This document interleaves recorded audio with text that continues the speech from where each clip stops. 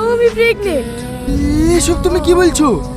যত তাড়াতাড়ি পারো আমাকে বিয়ে করে নাও। না না, এখন বিয়ে করা যাবে না।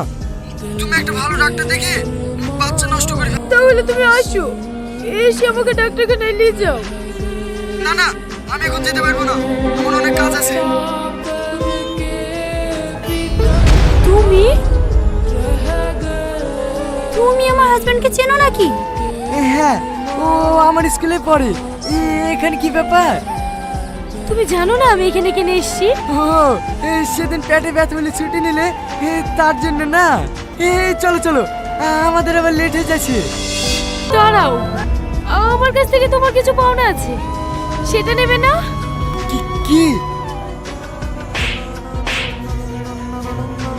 বাড়িতে পৌঁছালে নাকি একটা মেয়ের জীবন দিয়ে খেলা করতে তোর লজ্জা করে? ছি, তুই এত নীচ।